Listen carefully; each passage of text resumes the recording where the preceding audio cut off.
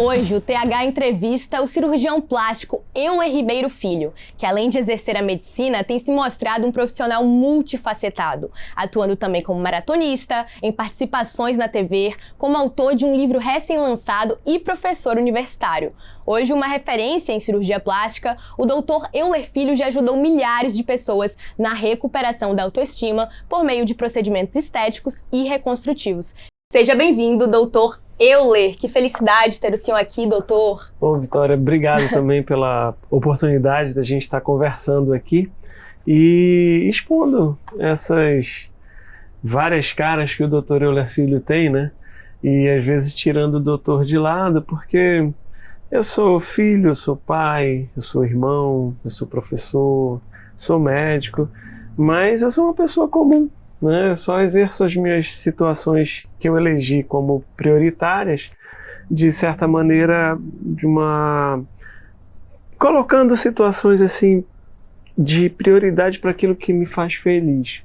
Então, talvez esse multitarefas às vezes seja isso, de você eleger o que é importante para que você seja feliz, né? Muito obrigada pela sua disponibilidade, viu? Poxa, bacana demais. E esse mês ainda a gente provavelmente vai tocar nesse assunto, que é o Outubro Rosa. Exatamente, né, doutor. Tem muita pertinência dentro da área que eu atuo também. Exatamente, a gente quer falar sobre isso, porque tem a questão da mastectomia, que é uma cirurgia que as mulheres fazem para retirar o seio, né, devido ao câncer de mama. Isso. Então eu queria perguntar do senhor, como cirurgião plástico, de que forma a cirurgia plástica age nesses casos para contribuir com a retomada da autoestima, se o senhor realiza esse tipo de procedimento, como é que é? Na verdade, a plástica, ela entra na parte do reparo. Né?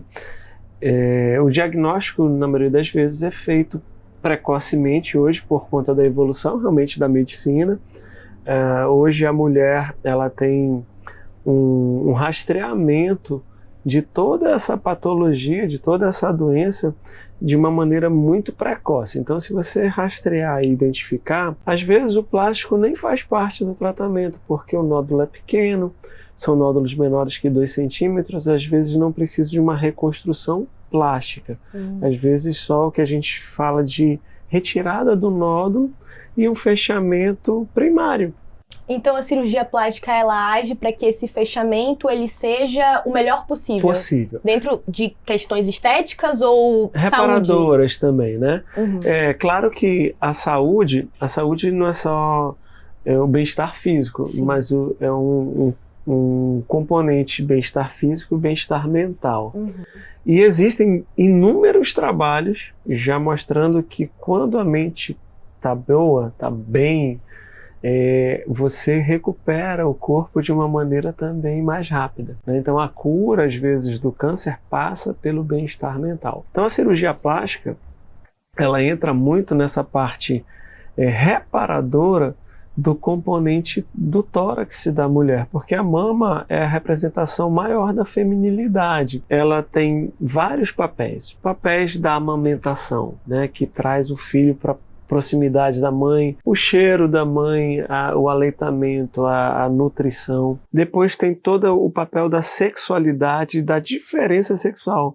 A mama é o que difere o tórax do homem para a mulher, né? Então existe também toda essa situação de relação homem-mulher, que é um componente também erótico, mas é fundamental a função fisiológica e anatômica da mama no tórax.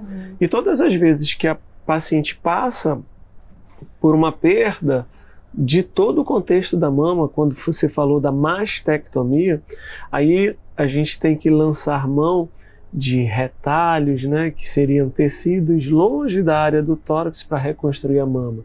Às vezes é material que a gente pega músculo e pele das costas, aí utiliza uma prótese debaixo do músculo para você recuperar aquela forma. Ou então você faz um retalho do abdômen, pega da parte inferior do umbigo para baixo. Do abdômen, que interessante, não sabia. Aí levanta a pele do abdômen, às vezes essa gordurinha que a gente tem, junto com o músculo do reto, levanta esse retalho, passa por debaixo do tecido gorduroso e coloca aqui e refaz a mama com aspecto muito similar com a mama contralateral. E aí, em outros momentos cirúrgicos, a gente recompõe a areola e o mamilo para deixar simétrica a região do tórax. E toda vez que a gente entra, toda vez que a plástica atua em comum acordo ou com a oncologia ou com a mastologia, que é a parte da gineco-obstetrícia que trata, hoje é uma especialização totalmente fora a parte, mas antes começou junto com a gineco-obstetrícia. Então, os ginecologistas que se especializavam no tratamento da mama acabaram fundando uma outra especialidade, que é a mastologia, o estudo só da mama. E hoje o mastologista e o cirurgião plástico, eles conversam muito, porque a gente trabalha em comum acordo para melhorar sempre a qualidade de vida e a saúde dessas pacientes que desenvolvem essa patologia que a gente é tão temerosa, né? Sim. Mas tem cura e a gente recupera e a gente te coloca de novo no mercado de trabalho, a gente te coloca de novo na função mulher, na função mãe, na função esposa, né? Então recupera toda essa autoestima também. A plástica hoje, ela é um binômio cirurgia estética e reparadora. Quando você faz a parte de reparo, a gente sempre se preocupa com a parte estética. Sim. Né? Então, às vezes, o que é estético no ponto de vista de uma determinada pessoa é reparadora para quem está vivendo aquela situação. Então, a gente não consegue separar. Então, hoje a plástica ela é conhecida como cirurgia plástica estética e reparadora. Ela é multidisciplinar, que nem o senhor, né, que claramente é um apaixonado pelo que faz, a gente percebe no seu discurso, né, no modo de falar. E eu queria fazer uma pergunta clássica, mas que me trouxe profunda curiosidade nesse momento, que é por que o senhor optou pela cirurgia plástica? Por que essa área? Plástica. Olha, é engraçado assim, desde muito jovem eu, talvez por influências positivas dos meus pais, que os dois são médicos, atuam até hoje, né? O meu pai foi anestesiologista durante muito tempo, depois se especializou em pneumologia e gerontologia, né? Geriatria com estudo do envelhecimento. E a minha mãe, que é socióloga de formação também, fez medicina, se tornou pneumologista, trabalhavam juntos, o meu pai, e hoje também é gerontóloga. Então, eu cresci... Medicina, né? E a minha forte irmã, na família. E a minha irmã, extremamente inteligente, saiu desse nicho e foi fazer direito. Olha que coisa. Mas é engraçado, assim, como essas coisas flutuam, né? E hoje, eu casado com a Juliana, que meu sogro e minha sogra eram médicos também, e o meu cunhado é advogado. Vê como são parecidas as histórias. Mas assim, eu comecei com essa orientação familiar, gostava do que os meus pais faziam, e eu ia muito para o centro cirúrgico porque o papai era anestesista. Mas a anestesia é uma especialidade magnífica, né? Importantíssima, senão eu também não trabalharia. E que trata também com muita qualidade, às vezes, a dor, né? Hoje existe especialização da anestesiologia só para tratamento da dor, para dar qualidade de vida a esses pacientes, né? Para eles terem a condição de, apesar da doença, ficarem sem dor, né? Então tem uma área só da analgesia, né? E do tratamento específico desse caso. E eu escolhi a área cirúrgica desde muito criança. Eu sempre falo, eu vou fazer cirurgia. E eu não tinha ideia do mundo, né, do leque de opções que a cirurgia me possibilitaria. Então, quando eu formei em medicina, eu fiz prova para cirurgia geral e cursei... Primeiro você faz a prova para cirurgia geral, então. Depois você se especializa. Isso, se especializa. A primeira especialização é cirurgia geral, né? Então, você faz 6 anos de medicina. Passa no vestibular, 6 anos de medicina. Depois da formação em medicina, é a tua primeira especialização. Então eu escolhi cirurgia geral. Aí dentro da cirurgia geral, o meu ambulatório, na época de residência, era do lado do ambulatório de cirurgia plástica. Olha, os destinos se cruzando. Os destinos. E a minha relação com todos os profissionais do hospital da cirurgia plástica era muito próxima.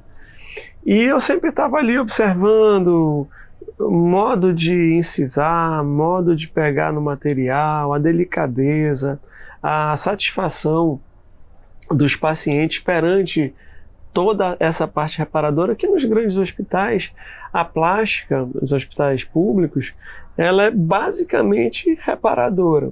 A estética, você aprende dentro da reparação, né? Então, por isso que não dá nem para separar. E aí, aquilo foi me chamando muita atenção, eu comecei a ler mais sobre cirurgia plástica.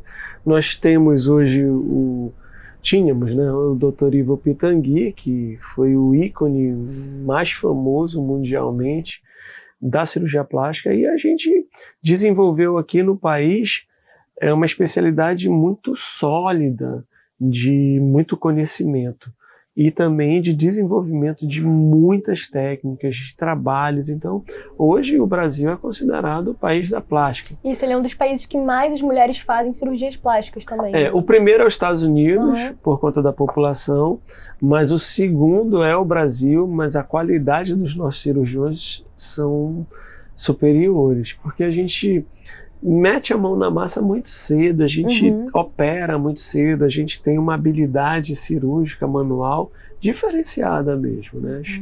Os próprios outros países reconhecem isso. Claro que nós temos ícones ao redor do mundo de qualidade impressionante, mas o cirurgião brasileiro, ele é diferenciado, não só na plástica, em todas as outras áreas. A gente, além de ser de muita vanguarda, a gente é muito criativo. Então, às vezes, não tem uma coisa, a gente substitui, vai fazendo e as coisas acontecem. E chega a um resultado bom. O mais importante é o resultado final. Às vezes, o caminho é um pouco diferente, mas o resultado final é que favorece sempre o paciente. Né? A gente visando sempre não só o bem-estar do paciente, mas a qualidade e segurança do serviço oferecido. Né? E o senhor mostra esses resultados constantemente nas suas redes sociais, né? Eu digo assim, hoje eu percebo que para os médicos, as redes sociais se tornaram uma vitrine, para que eles possam mostrar seus trabalhos. Para o senhor, isso é importante atualmente? O médico ele precisa ir para esses perfis? Claro, claro. Presta atenção, anteriormente, a legislação que vigorava no país é de que o médico não podia fazer essa propaganda do antes e depois. E com o advento das redes sociais, outras especialidades que adentravam esse mundo de estética faziam esse tipo de promoção ou divulgação, né? Só que diferentemente da qualidade que o cirurgião plástico tem, principalmente porque a formação de cirurgião plástico leva em torno de 12 anos. Não é num curso de final de semana que você se torna especialista, né? Então, a gente há de convir que tem que dar a César o que é de César, né? Então, quem estudou mais, quem tem mais habilitação, não só técnica, mas conceitual também, com certeza vai entregar um produto melhor, né? Além de qualidade, mas com segurança, né? Então, você não está sendo uma cobaia, você está sendo um produto ali de trabalho sério. Então, hoje, a mídia social, com a nova resolução do CFM, do Conselho Federal de Medicina, para propaganda médica, determinou que a gente pode mostrar. E, claro, eu acho que a evolução natural dessa propaganda, dessa mídia total, é de informação. Então, se você observar, a minha mídia ela sempre está voltada para informar o público o que deve ser feito, como deve ser feito, por que deve ser feito. E às vezes é importante até eu salientar que existem também muita propaganda de materiais novos, de produtos novos, não só produtos de injeção no corpo para modificação de preenchedores, mas também aparelhos novos, por exemplo, na lipoaspiração. A pessoa fala de vibrolipo, fala de lipo HD, de alta definição, utiliza plasma, utiliza ultrassom, utiliza o laser. Veja bem, o aparelho em si não opera sozinho. Precisa de um profissional qualificado. Precisa de um profissional qualificado. Não é porque eu tenho o aparelho que a minha cirurgia vai ter um resultado magnífico. O aparelho é um detalhe. Então, se eu tenho vivência, se eu tenho qualidade, se eu tenho segurança, eu posso adentrar essas evoluções para me dar mais qualidade, mais segurança, entendeu? Mais resultado. Mas não quer dizer que a pessoa que só usa a cânula não vai ter o mesmo resultado de uma pessoa que usa o laser.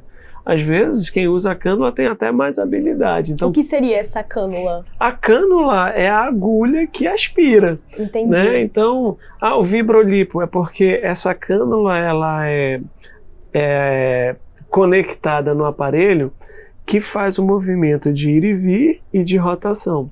Então, esse movimento eu faço com a mão, né? Mas posso fazer com esse vibrolipo. Então, é uma melhor qualidade de serviço pro cirurgião, você faz menos força. E não necessariamente que vai a qualidade do serviço vai ser diferente, entendeu? E às vezes, por exemplo, o plasma, as pessoas falam do plasma, falam do laser, falam do ultrassom, mas não falam das complicações. Né?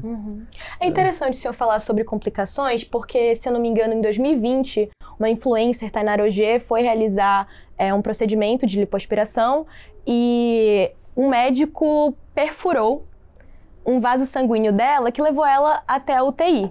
Né? E ela foi nas redes sociais falar sobre a lipoaspiração, sobre como às vezes as mídias elas têm esse impacto profundo na autoestima das mulheres e fazem elas acabarem recorrendo a cirurgias, a esse tipo de procedimento, com base nesse ódio por elas mesmas, assim, eu diria ódio. Isso, né? Por um corpo ali que as pessoas têm. Então eu queria perguntar do senhor, como é que o senhor enxerga isso? Como é que o senhor enxerga esse impacto das mídias sociais? O senhor falou também sobre essa questão da autoestima, da estética. Como é que o senhor olha para esse paradigma atual? Eu acredito que existe um limite entre o que eu posso fazer, né, e o que eu não posso fazer. Né? Então, eu acho que quanto mais experiente eu fico, eu tenho mais condição de dizer, não, aqui é o meu limite, daqui eu não passo, né? Porque você já vivenciou muitas situações, você já viu muitos resultados, você já viu o que resolve, o que não resolve, o que é bom, o que não é. Mas existe uma falsa interpretação também do que a paciente vê no espelho, né? E já são até teorias várias de a pessoa se ver deturpada no espelho. Então, é uma doença que foi desenvolvida com essa... O senhor já se deparou com casos assim? Já. De pessoas que foram até o senhor, falaram, doutor, eu quero ficar mais... horrível, eu quero estar mais magra, eu quero fazer isso, Eu dizia assim, olha, o seu resultado que a senhora conseguiu com um profissional tal, às vezes sai de um profissional para ir buscar outro, né? Eu não consigo lhe dar mais qualidade do que a senhora já tem. E a senhora está ótima. Não, mas ele não fez isso, ele não fez aquilo. Ele disse, olha, ele fez, está aqui. Ó. Eu disse, cadê a sua foto do pré? Aí mostra a foto, eu mostro. Mas às vezes tem essa falsa ilusão de que não está bom. E o resultado está extremamente satisfatório. Às vezes é um pequeno detalhe, uma pequena sobra, às vezes uma pequena depressão, né, que hoje na plástica a gente trabalha, principalmente na lipoaspiração, a gente trabalha muito com sombra e luz. Né? Então, às vezes, aquela área que está mais sombreada precisa de um pouquinho de reparo, às vezes um preenchimento para ela ficar com a luz adequada, para tirar aquela assimetria. E a outra coisa que eu volto a colocar é o seguinte, se você se autoavaliar no espelho, passar uma linha diferenciando o lado direito do esquerdo, você vai ver que nós somos assimétricos. Não tem nada que seja igual. Uma mão não é igual a outra, um dedo não é igual ao outro. Né? É o que nos faz humanos. E o que nos faz humanos é o que nos faz bonitos também. Porque essas assimetrias é que são belas. Quando você tem uma coisa muito simétrica, fica robótico. Então, tira as características ímpares de cada pessoa, que é isso que te faz diferente. né? Então, o tipo de cabelo que você tem. Ele é caracolado, ele é liso, ele é um mix, qual é a coloração que ele tem. Então, isso aí são coisas, são fenótipos, né? Que são aquelas coisas que a gente pode alterar, né? O genótipo a gente não altera, mas é do gene. O fenótipo são aquelas outras características que você tem que você consegue alterar. Eu consigo pintar meu cabelo, né? Então, a beleza, ela é muito sutil. Às vezes, o que é belo para você não é belo para mim. E isso é uma coisa importante. A minha classificação, minha conceituação de belo tem que ser congruente com a tua classificação de belo para que você possa ser meu paciente. Às vezes eu vou te propor uma coisa e tu não vais se adequar. Não, doutor, não é isso. Então essa empatia, essa relação médico-paciente, que ela tem que ser construída no momento desse primeiro encontro, que se faz dentro de uma consulta médica. Eu não posso consultar ninguém por uma mídia social. Quanto é tal procedimento? Qual é o valor? Gente, valor é diferente de preço. Valor, Vitória, ele está intimamente relacionado à qualidade do serviço que estão lhe propondo, à segurança do serviço que estão lhe propondo, ao resultado do serviço que estão lhe propondo, dentro de um preço justo. Quando você só busca preço, você está perdendo qualidade, segurança e resultado. Você só está vendo preço. Aí é aquele grande dito popular que é o barato que sai caro. Quantos pacientes eu tenho no consultório que foram comigo numa consulta, viram todo o procedimento. Hoje eu tenho 9 profissionais para cuidar de um só paciente. Isso são custos agregados, mas para te dar segurança, para te dar qualidade. E esse mesmo paciente chega lá, eu proponho toda essa situação para ele, tem um preço adequado, um preço justo para aquilo, mas ele preferiu pagar um preço menor. E aí o que acontece? Ele paga o preço menor, volta a nos procurar, depois insatisfeito com o resultado, aí quer pagar de novo um preço menor para aquilo. Eu digo, meu amigo, para consertar... Refazer é mais caro, mais caro, né, doutor? É mais caro, é mais trabalhoso, a recuperação às vezes é diferenciada, né? Então, e comparar um cirurgião com o outro, não é só o cirurgião.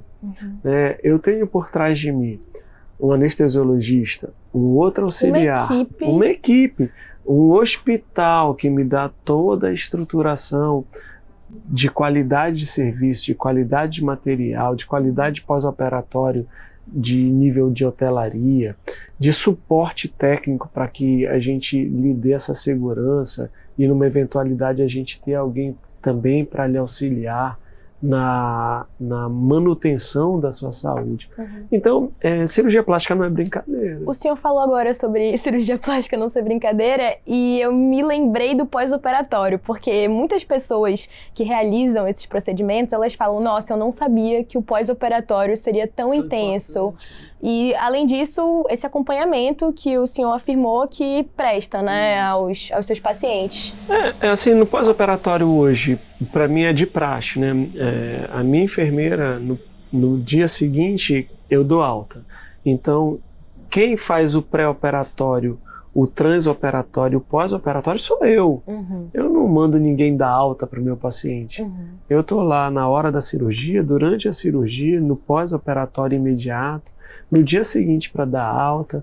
Meu telefone é 24 horas aberto para receber as ligações e responder de imediato, mas eu tenho uma enfermeira que dorme com o meu paciente. Essa mesma enfermeira, no segundo dia de pós-operatório, está na casa do paciente. O meu anestesista liga antes, liga depois da cirurgia. A minha fisioterapeuta atende no dia da cirurgia, no dia seguinte vai na casa da paciente. Então, é um suporte diferenciado para que o paciente não se sinta, primeiro, abandonado, né? Fez a cirurgia, agora não tem mais ninguém para cuidar de mim. Como é que vai ser? Então, nós temos toda essa assessoria de suporte para que ele se sinta bem também no pós-operatório. Existem muitos temas aí, muitos livros que falam do pós-venda, né? E dentro da cirurgia, dentro da medicina, a gente tem a consulta, o procedimento cirúrgico e o pós-operatório. Então, dentro da parte cirúrgica, o pós-operatório é a minha pós-venda. Então, se eu tenho um pré-operatório, um transoperatório adequado, por que eu vou evitar de ter um pós-operatório de qualidade, né? Então, esse meu pós-venda eu me preocupo muito. E isso faz muita diferença, não só na qualidade do resultado, mas também na satisfação do paciente. Com certeza. Né? Então, isso é importante. E a gente não consegue também, às vezes, comparar pós-operatórios de pacientes de cirurgias distintas. Então, às vezes, por exemplo, eu fazer uma cirurgia de pálpebra, é uma incisão de 3 centímetros em cada pálpebra, é muito diferente de eu fazer uma cirurgia de abdômen. São incisões de 50 centímetros, pegando 4 planos, descolamentos amplos. E o senhor acha que hoje em dia existe uma certa banalização desses procedimentos? Explico o que eu quero dizer com banalização. Foi o que o senhor disse. Muitas pessoas acreditam que às vezes é algo simples, acabam recorrendo a profissionais não tão qualificados. O que o senhor pensa sobre isso? Bem, eu penso que só o fato de uma formação de um cirurgião plástico ser tão longa, eu acredito que você, que tem noção de que um procedimento cirúrgico exige formação não só do profissional que vai lhe atender, mas de todos os outros profissionais que estão ali te assessorando, você não pode estar brincando, né? Não é um procedimento barato, né? Envolve várias situações, não só da pessoa que está sendo operada, mas da família daquela pessoa, né? De como é que ela vai se programar para que no pós-operatório não falte nenhum suporte, nem para ela, nem para a família. A maioria dos nossos pacientes ainda são do gênero feminino. 90% dos meus pacientes são mulheres. Nossa. E 10% são homens. Mas a gente opera muito homem também, né? Então, o homem procura muita cirurgia de nariz, pálpebras, face, lipo e ginecomastia, né? Essas são as grandes. Abdômen também, né? Agora, os homens geralmente não fazem cirurgias associadas, mas mulheres que fazem mais. E a cirurgia associada que eu mais faço sempre é mama, abdômen e lipo. Se o cirurgião plástico não consegue desenvolver com qualidade as 7 grandes cirurgias, ele não é um cirurgião plástico bem formado. Então hoje, um cirurgião plástico bem formado, ele atua na face como um todo. Então a gente pode ter as cirurgias das pálpebras, superiores e inferiores, a cirurgia nasal, a cirurgia do pavilhão auricular, das orelhas, a cirurgia da face propriamente dita, para tirar aquelas quedas e aqueles sulcos de expressão que a gente desenvolve com o tempo, a papada, a lipoaspiração, que hoje acho que é o coringa. Hoje toda cirurgia plástica a gente está sempre associando a lipo. Vou fazer mama, lipoaspira pré-axila, às vezes lipoaspira lateral. Vou fazer abdômen, eu vou lipoaspirar a cintura, pois é, doutor, as ancas, vou fazer enxerto. Muitas mulheres buscam isso. Para o senhor, existe algum, talvez, pré-requisito para que essa mulher, ela tenha, antes de se submeter a esse tipo de procedimento? Porque, como o senhor falou, é invasivo, é caro. Então, o que o senhor acha que antes de ir para uma mesa de cirurgia, uma pessoa, não só uma mulher, tem que ter em mente? Bem, ela tem que ter em mente que vai ser um investimento, ela tem que ter em mente que a cirurgia plástica não vai resolver tudo, né? Às vezes as pessoas acham que a lipoaspiração é um procedimento de emagrecimento. Não é, é um procedimento de escultura. Então, às vezes a paciente chega, eu vou pedir, olha, você tem que emagrecer, porque isso aqui a lipoaspiração não resolve. Às vezes a paciente quer fazer uma lipo, mas ela não tem indicação da lipo, ela tem indicação de um abdômen. Então a lipo, ela tira a gordura, ela esculpe, mas ela não amarra a musculatura, ela não te dá tônus muscular, ela não te dá retração de pele, né? Então é como se eu pegasse um saco cheio de gordura, tirasse toda aquela gordura dali de dentro, o saco vai ficar o quê? Murcho. Então, ou seja, a gente volta para a questão do quê? Do acompanhamento médico, da indicação. né? Então, práticas de exercício físico, claro, alimentação. Olha, a qualidade de vida, ela passa por vários fatores, né? Que o senhor falou no seu livro, Isso. inclusive, que eu tô doida para falar disso. Do meu ponto de vista, né, qualidade de vida, a gente está relacionado à família, ao trabalho, ao lazer e à sua espiritualidade, né? Então, dentro disso, dentro do lazer, tem o quê? A minha atividade física, né?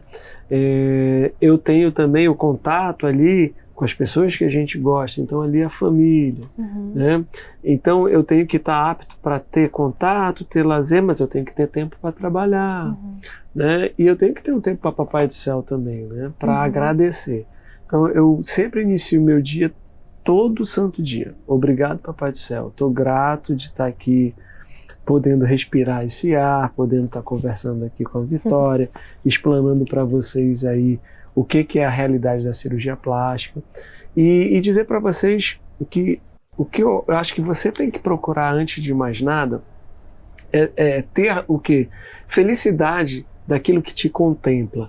Né? Se algo está te incomodando e é a cirurgia plástica que vai resolver, então procura um profissional adequado. Entra no site cirurgiaplástica.org, busca meu cirurgião, põe o nome lá, Euler Ribeiro Filho. Aí você vai ver como é a minha titulação, onde é que eu cheguei. Porque aqui em Manaus nós temos hoje 35 cirurgiões plásticos.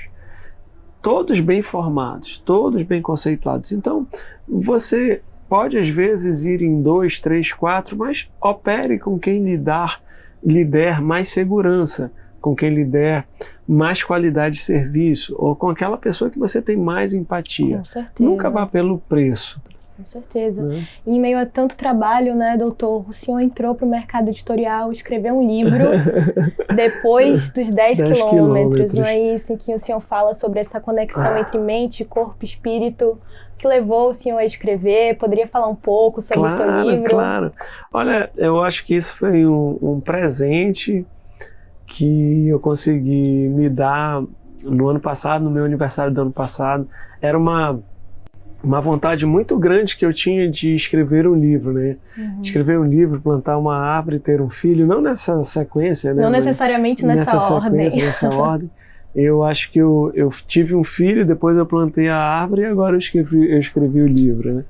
Mas eu te confesso que a surpresa maior foi da repercussão que esse livro está tendo, né? E eu tive a oportunidade, fui até feliz também de escolher uma sequência adequada, porque eu falo muito no meu livro de como o esporte modificou a minha pessoa.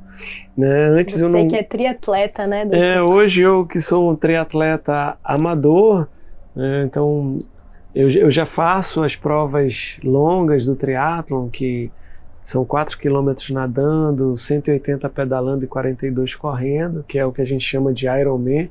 Né? Essa é uma distância que hoje é uma marca registrada, mas é o que todo mundo fala. Né? Tem outras provas que têm essas mesmas distâncias. E o que lhe ensinou?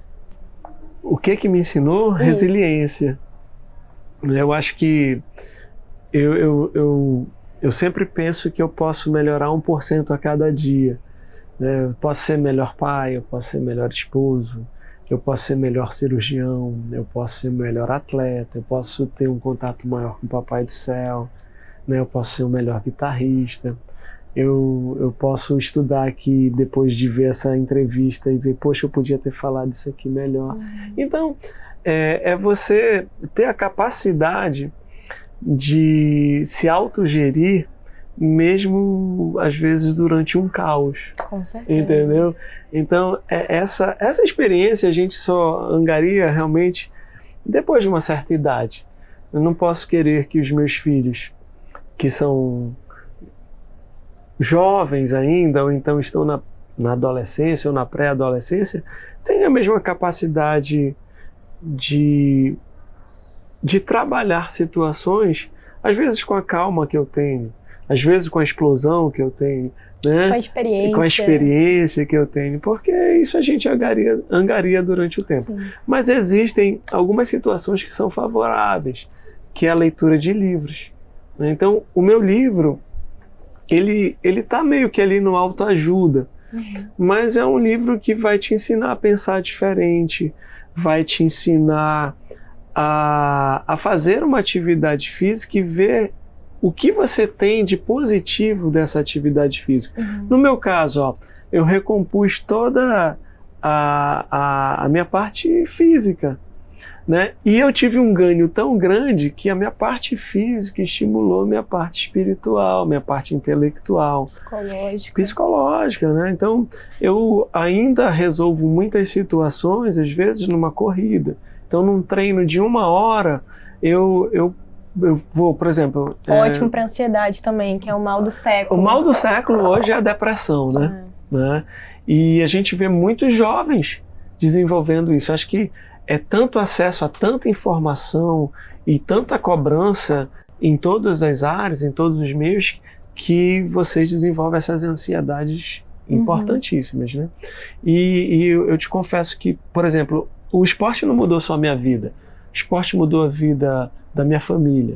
O esporte mudou a vida de todos os meus filhos, da minha esposa. Minha esposa foi campeã brasileira de natação. Olha aí. 4 vezes. Tem convites para as Olimpíadas, de 2 Olimpíadas. Ela teve convite, mas definiu que numa hora ela deixaria de ser atleta profissional para ser médica. Então a Juliana é uma ginecobstetra maravilhosa, com múltiplas especialidades, e está aí no mercado de trabalho bombando. Que nem você então, né, doutora? Uma família aí médica. A Juliana também é triatleta. Olha aí. Ela já fez vários meio Ironmans, nunca fez um Iron Full, mas está perseguindo agora a maratona.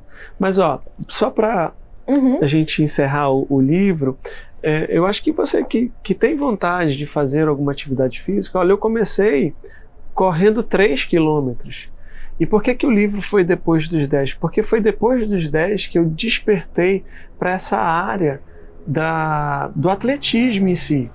Aí eu fiz 10 quilômetros, eu fiz 15, eu fiz 18, eu fiz 21, eu fiz uma maratona, eu fiz meu primeiro fast triathlon, meu olímpico, meu meio, e acabei sendo... Competições, com medalhas, buscando. Agora eu estou me propondo a conquistar uma vaga por tempo do Campeonato Mundial de Ironman para 70.3, para o meio Ironman. Eu quero me classificar. O Ironman é essa competição do triatlo. Do triatlo, né? O Ironman é um triatlo, né? Entendi. É uma bandeira que faz competições de triatlo. Mas com certeza, com a sua determinação, o senhor vai conseguir. Eu vou conseguir. Eu vou ser um atleta classificado para Kona. Tenho certeza absoluta, pelo meu tempo. Olha aí. Pela minha dedicação. Então, se você ainda não tem algo que te mova, algo que te impulsione, eu acho que está na hora de tu ler meu livro, que tu vai entender o que eu estou te falando. Cria o teu mantra, tá? O meu mantra é o seguinte: eu me sinto energizado, determinado, disciplinado, incentivado e motivado. Eu estou arrepiado agora porque toda vez que eu falo isso, eu me vejo nos momentos mais difíceis das minhas provas, mais difíceis da minha vida, em que essas palavras tiravam pequenos detalhes ali, pequenos bombons de vitórias de uma caixinha que eu guardo aqui dentro, que me fazem um pouquinho diferente. Então é nessa situação que eu te falo, a resiliência, a experiência, ela conta de forma positiva. E eu falo para você, até talvez encerrando aqui essa minha conceituação, que as palavras, assim, elas podem até te convencer, mas o teu exemplo... é o que te faz agir. Ele com certeza, ele, além de te fazer agir, ele te arrasta. Entendeu? Então eu tenho esses exemplos dentro da minha casa, meus filhos. Meus filhos mudaram completamente com o esporte, né? A Lara é campeã brasileira de hipismo.